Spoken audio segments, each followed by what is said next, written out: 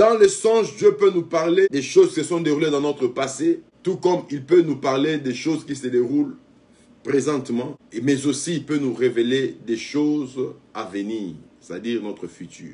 La Bible nous parle du sang d'Abel qui criait condamnation contre son frère Caïn, ou depuis la terre, du lieu où Abel, plutôt Caïn, l'avait tué.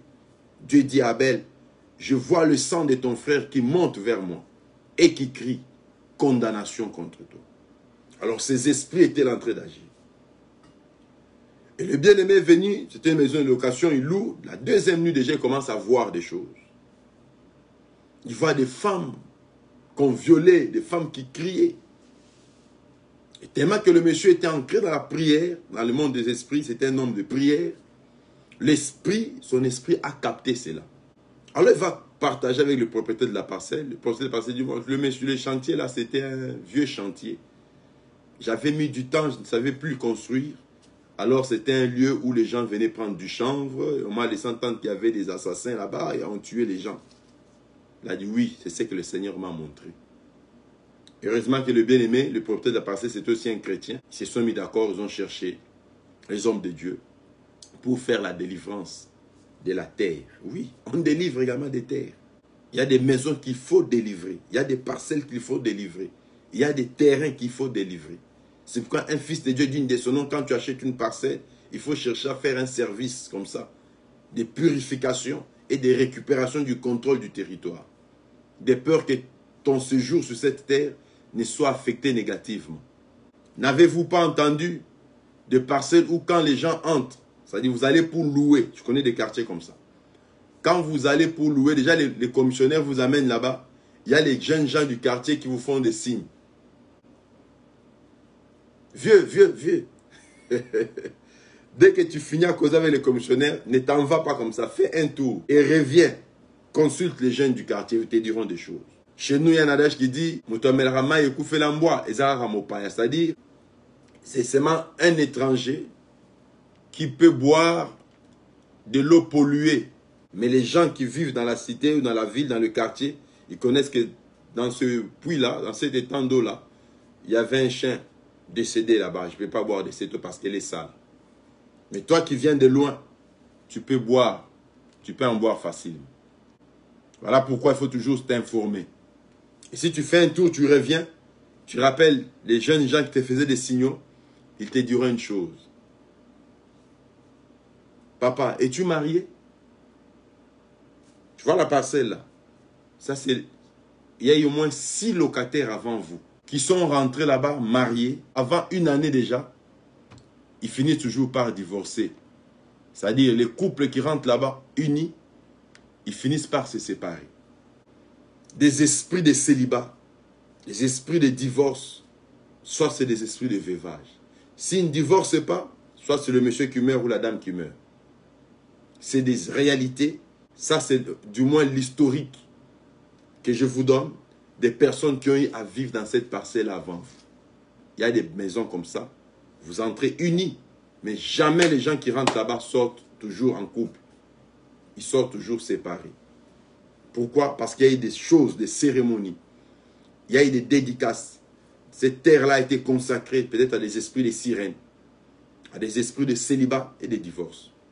Mais Dieu, par sa grâce, peut permettre que tu sois informé de ce genre de choses. Peut-être s'il n'y a pas eu les gens du quartier pour t'informer, mais quand tu arrives là-bas, tu peux prier et Dieu t'ouvre les yeux spirituels. Voilà pourquoi il avait dit dans Job 33 que Dieu nous parle tantôt d'une manière, tantôt d'une autre.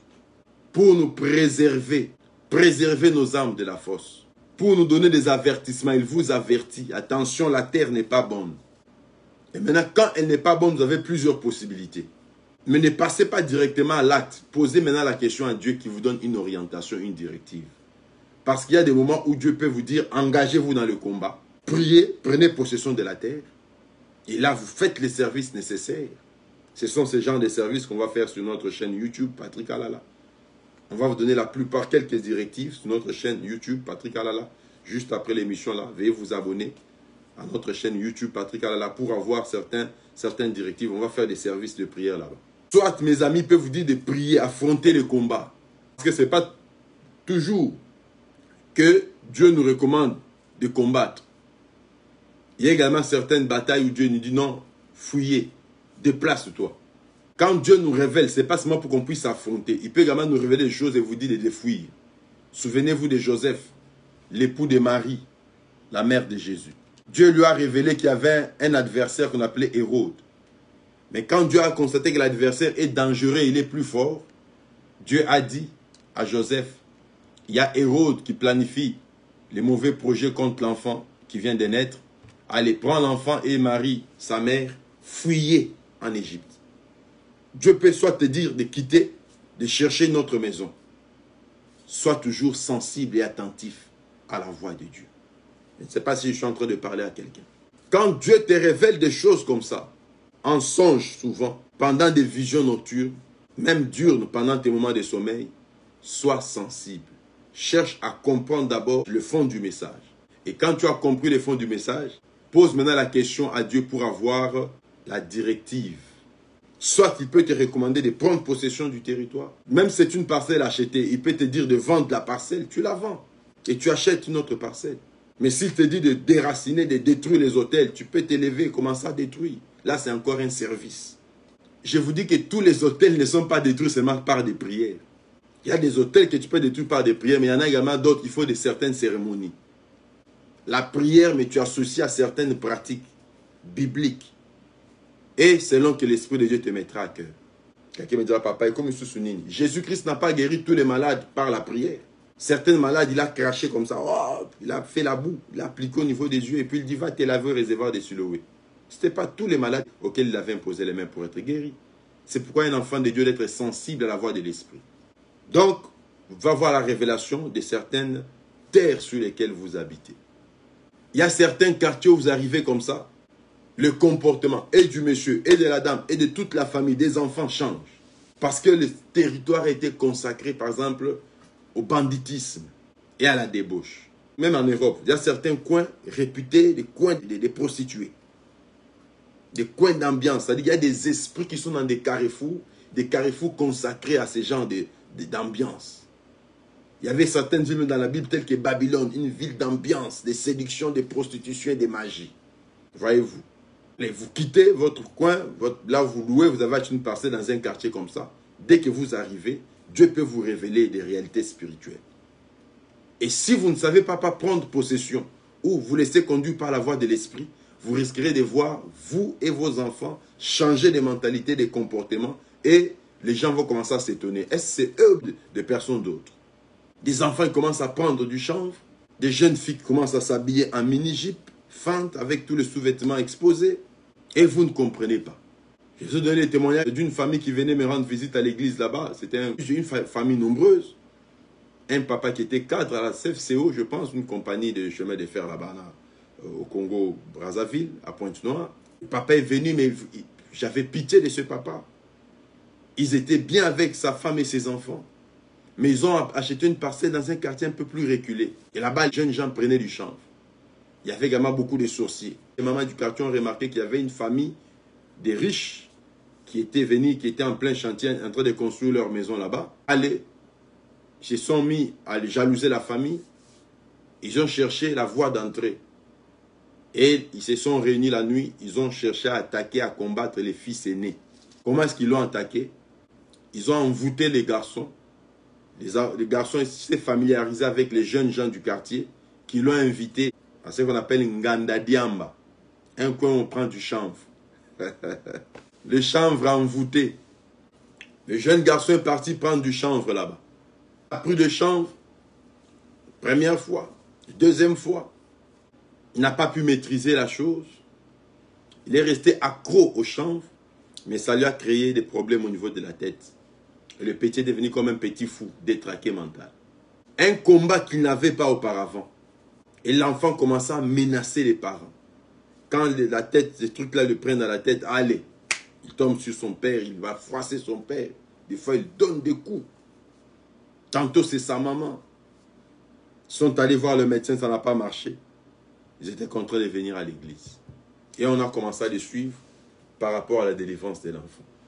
C'est ainsi que Dieu nous révélera qu'il y avait un groupe de sorciers dans leur nouveau quartier.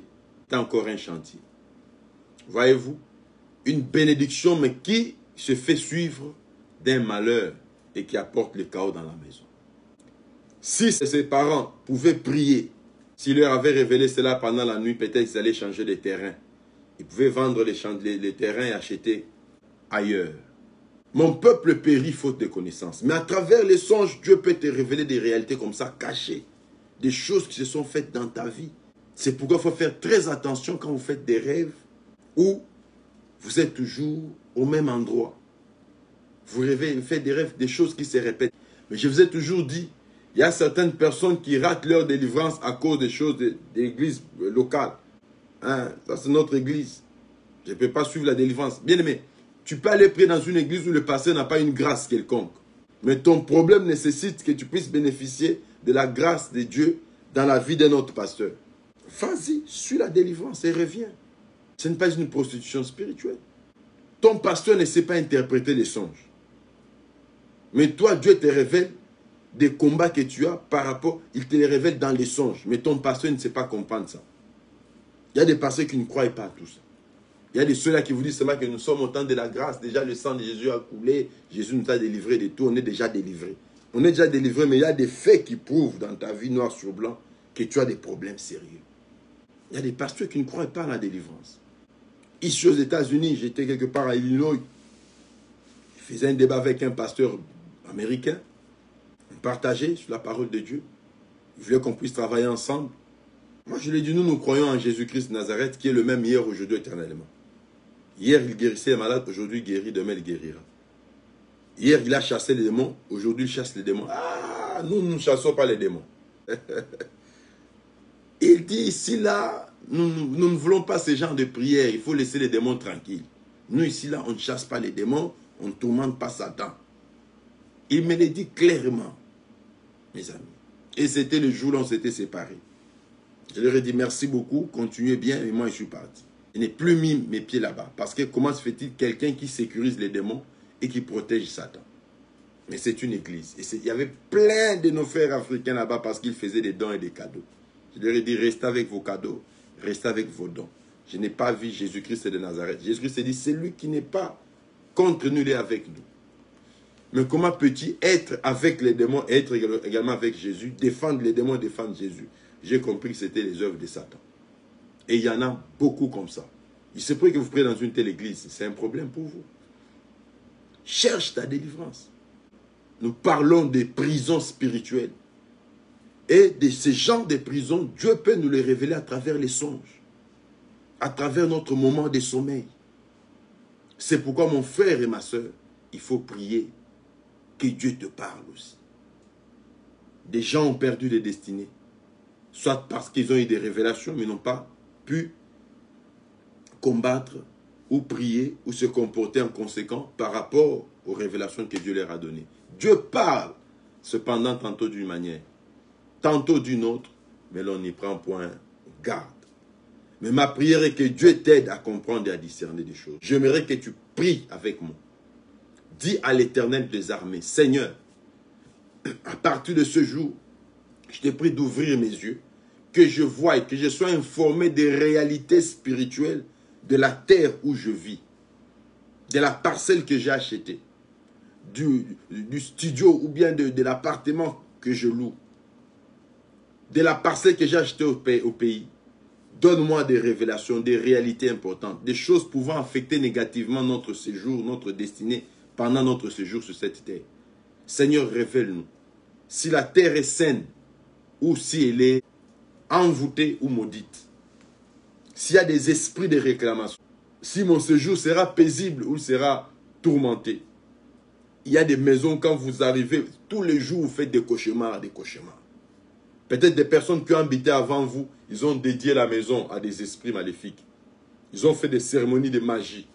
C'était devenu un hôtel où les gens des sciences occultes venaient, ils tenaient des réunions.